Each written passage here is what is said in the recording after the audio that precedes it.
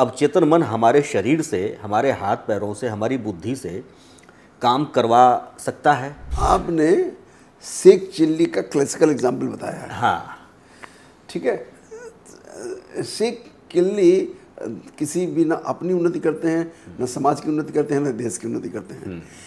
एक रमन ऋषि सर नाम महर्षि आता रमन, है उनका। बहुत उन्होंने बढ़िया। एक किताब लिखी है, ज़्यादा उनकी किताबें नहीं है ऐसा रमन मतलब ऋषि है। जी, महर्षि रमन ने कोई किताब नहीं लिखी। उन्होंने एक लिखी है सर, अगर कपड़े ना हो हाँ, तो फिर आइडेंटिटी खत्म हो जाती है। आइडेंटिटी खत्म हो जाती है। डिग्री ना हो, कुर्सी ना हो, मेज ना हो, खत्म हो जाती है। कार ना हो, पहचान तो खत्म आप हो लगेगा जाती नहीं मेरे पास कुछ है ही नहीं है। सबसे पहले आपको अपना स्वयं का स्वयं सम्मान करना है। नमस्कार दर्शकों, स्वागत है आपका चेतना का विज्ञान डॉक्टर आमोस अचान की दृष्टि से। आज हमारे साथ एक बार फिर डॉक्टर आमोस अचान हमारे पास मौजूद हैं। सर, आपका बहुत बहुत स्वागत है आज के इस प्रोग्राम में।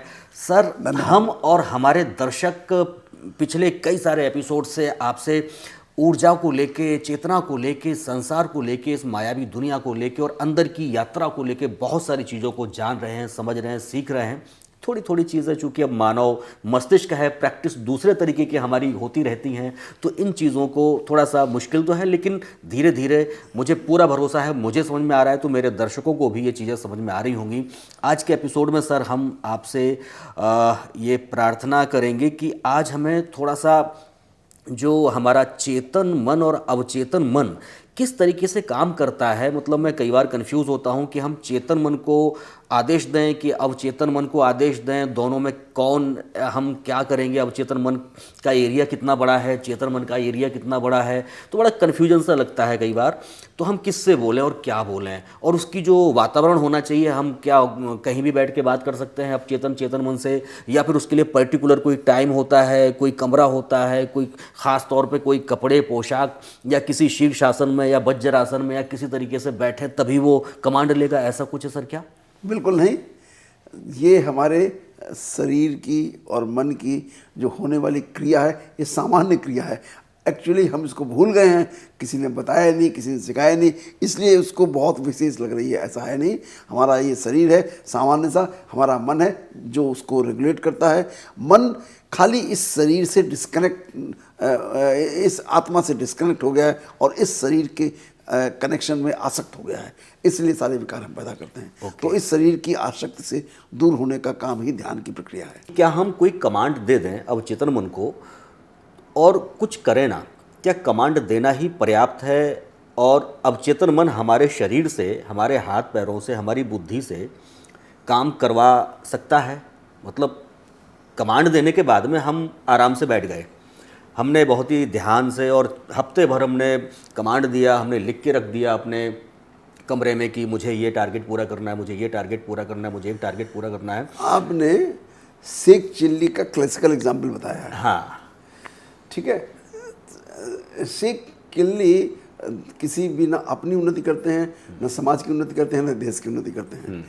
देखिए, कोई भी अवचेतन मन को संदेश देने के पहले आपको अपना इंट्रोस्पेक्शन करना होता है, अपना असेसमेंट करना होता है कि वास्तव में मेरी काबिलियत क्या है, और उसको निरपेक्ष भाव से, किसी ऐसा नहीं किसी प्रभावित होकर के, आप खुद देखिए कि मेरी काबिलियत क्या है, क्या इस काबिलियत से जो मैं टारगेट बना रहा हूँ पूरा हो सकता है। थोड़ी मेहनत ज़्यादा कर लूँगा, लेकिन जो टारगेट, जो लक्ष्य आप पूरा कर सकते हैं, उस लक्ष्य के लिए आपने जब पूरा इंट्रोस्पेक्शन करके और लक्ष्य निर्धारित किया, फिर आपका सबकॉन्शियस माइंड काम करता है। ओके। अब सबकॉन्शियस माइंड कैसे काम करता है, ये भी समझने वाला काम है। सबकॉन्शियस माइंड जो है ना, ये हम हर पल हमारे साथ रहता है। मन जो है ना, ये हर पल हमारे साथ रहता है, और मन जो है वो चेतन मन खाली हम यूज़ करते हैं। अवचेतन मन में जितना काम हम करते हैं, वो जितनी प्रैक्टिस करते जाते हैं, उतना वो उसके अंदर जाता जाता है। जैसे हम पढ़ते हैं ना, तो पढ़ते समय क्या करते हैं, पढ़ते हैं तो हम उसमें एक बार पढ़ा, फिर दोबारा रिवाइज़ किया, तिबारा रिवाइज़ किया, उसको बोला, फिर उसका लिखा। ये प्रोसेस ही अवचेतन मन को के अंदर संदेश भेजने का तरीका है। कॉन्शसली, जागरूकता में, जानते बूझते ये भेजने का तरीका है, बट ये बहुत स्लो है। कुछ लोगों में आपने देखा होगा कि ये तेज भी होता है। कुछ लोग एक बार में पढ़ लेते हैं, उनको पूरा याद हो जाता है। कुछ लोग 2 बार में याद कर पाते हैं, कुछ लोग 3 बार में याद कर पाते हैं। ये आपने अपने जीवन में देखा होगा। बिल्कुल। तो उनको कहते हैं बहुत इंटेलिजेंट है, एक बार पढ़ता है ठीक हो जाता है। उन जो लोग इस तरीके के होते हैं उनकी एकाग्रता बहुत ज़्यादा होती है। वो किसी कारण से इस जन्म में या पिछले जन्मों में उनके अंदर जो न्यूरोनल फायरिंग होती है, जो बहुत ज़्यादा होती है, उनके में कम होती है। तो वो बहुत एकाग्र करके उस चीज़ को पढ़ते हैं और उसको फीड कर लेते हैं। कुछ लोगों की वो पावर नहीं है, तो उसको 3 बार 4 बार पढ़ना पड़ता है, उसको लिखना पड़ता है, उसकी विजुअल इमेज बनानी पड़ती है। अवचेतन मन कोई ऐसी अजूबी चीज़ नहीं है, सामान्य जीवन की ही चीज़ है वो, लेकिन उसका उपयोग हम नहीं करते हैं। That is the basic problem.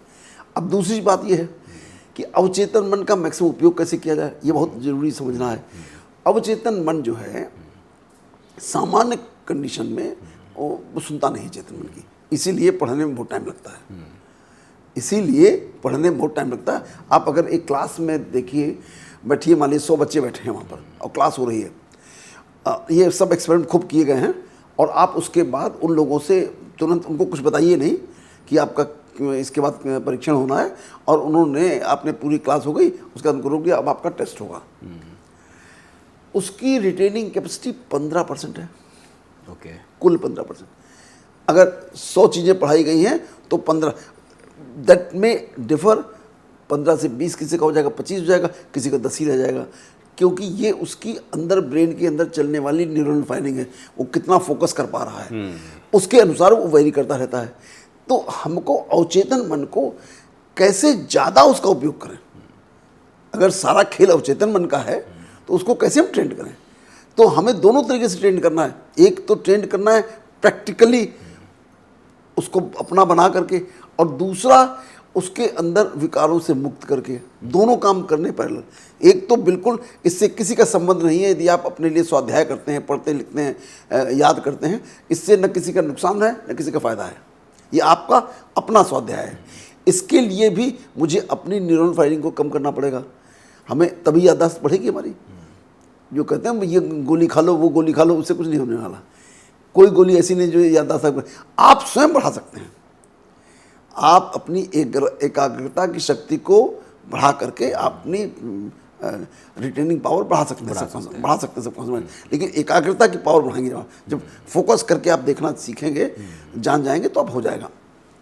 दूसरा, अवचेतन मन की कब चेतन मन की वो सुनता है। अवचेतन मन सबकॉन्शियस माइंड कॉन्शियस माइंड की कब सुनता है, कब उसका गेट खुला होता है, वो समय है प्रातः काल ब्रह्म मुहूर्त का, अमृत काल का, जो 3:30 सूर्योदय के 2.5 घंटे पहले शुरू होता है। वो उस समय ये चेतन मन और अवचेतन मन के पट खुले होते हैं। इसीलिए आपने सुना होगा बचपन में कहा जाता था, टीचर भी कहते थे, माता पिता भी कहते थे, बेटा सवेरे पढ़ा करो, ज़्यादा याद होगा, 4 बजे पढ़ा करो, ज़्यादा याद होगा। उसका कारण यही था, कोई बताने वाला नहीं। बस समस्या ये है, कोई इसको साइंटिफिकली देखना नहीं चाहता। क्यों कहा जाता था, क्यों कहा जाता था, अब पता नहीं, सोने नहीं देते थे पिताजी, रात सवेरे से उठ के बैठ जाते थे कि हाँ पढ़ो पढ़ो बेटा पढ़ो। ये नहीं है, वो पिताजी को भी नहीं पता था। उसका एक साइंस है, साइंस है। तो वो बस उन्होंने अपने पिताजी से सुना था, तो बताते चले, लेकिन वो सत्य है, सर्वथा सत्य है, उसका कोई डाउट नहीं है। उस समय ब्रह्मांड की जो वाइंस होती है वो भी क्लियर होती है, क्लियर वाइंस होती है, पूरा ब्रह्मांड क्लियर होता है, कोई डिस्टर्बेंस बिल्कुल नहीं है, विचारों का डिस्टर्बेंस बिल्कुल नहीं है। तो आपको संपर्क करने का तरीका बहुत बढ़िया है उस समय। तो एक तो आप अपने अवचेतन मन से संपर्क करते हैं, उसको जल्दी से बता दिया, समझा दिया, उसने रट लिया। 2 महर्षि हैं जिनको हर व्यक्ति को पढ़ना चाहिए, सब सुनना चाहिए, समझना चाहिए, जिन्होंने सबसे बढ़िया ज्ञान दिया और साफ शब्दों में दिया है। बाकी लोग रहस्यमय तरीके से देते हैं, इन दोनों लोगों ने बिल्कुल एकदम साफ सुथरा। एक हैं विवेकानंद, महर्षि विवेकानंद और महर्षि योगानंद। ये दोनों लोग जो हैं बिल्कुल परफेक्ट साइंटिस्ट थे, व्यवहारिक जगत के और विज्ञान जगत के दोनों। उनकी क्वालिफिकेशन होनी चाहिए, उनका अवचेतन मन, ऐसे लोगों की क्वालिफिकेशन, कोई डिग्री विग्री, अवचेतन मन हाईली ट्रेंड है। इसलिए कहा जाता है ये दोनों, कहा जाता है दोनों एक ही आत्मा है। अब मैं इसके बारे में कोई कमेंट नहीं कर सकता, लेकिन कहा जाता है ऐसा। नहीं, जितनी भी इस तरीके की आत्माएं होती है लगभग सिमिलरिटी तो होती है। तो जो है एक ही आत्मा है, दूसरा जन्म है। और उन्होंने योगानंद जी ने अपनी ऑटोबायोग्राफी में लिखा भी एक जगह, एक चांदी के गिलास की कहानी है उसमें। उसमें यही डिस्क्राइब्ड है कि उसको पता था कि मुझे इनको देना है, मतलब he is described so well. तो ऐसा लगता है बिल्कुल सत्य है, लेकिन वो मेरा अनुभव नहीं है, उनका अनुभव उन्होंने लिखा है, मैं बिल्कुल सत्य मानता हूँ। ऐसी आत्माएं जो भी काम लिखती हैं, बोलती हैं, वो असत्य तो बोल ही नहीं सकती, संभव ही नहीं उनके लिए। अच्छा सर, ये बताइए कि जो हमारा अनकॉन्शियस माइंड है, क्या उसका कोई डिस्ट्रक्टिव फेज भी है, कंस्ट्रक्टिव उसके अलावा? वो दोनों काम करता है। डिस्ट्रक्टिव कहिए तो ऐसा डिस्ट्रक्टिव कर देगा कि कुछ पूछिए नहीं, वो बिन लादेन बन जाएगा। भाई बिन लादेन भी तो माइंड है, बिन लादेन कोई और माइंड है क्या? लश्कर तैयबा कोई और माइंड है क्या? उनके भी वही माइंड है। तो आप जो उसको फीड कर देंगे, मतलब जो हमारा अवचेतन मन है, हाँ, वो सोचता ओचता नहीं है ना, उसको जो डाल दिया गया एग्जीक्यूट कर देता है वो। क्योंकि उसके अंदर जो पावर है, कनेक्शन की पावर उसके अंदर, ब्रह्मांड के दूसरे माइंड से कनेक्ट होने की पावर है। आप ये देखते होंगे, ये बहुत साधारण घटना है, लेकिन उसको कभी कोई विजुलाइज नहीं करता कि जो जिस तरीके का व्यक्ति होता है वैसे लोग इकट्ठा कर लेता है, सेना इकट्ठा कर लेता है।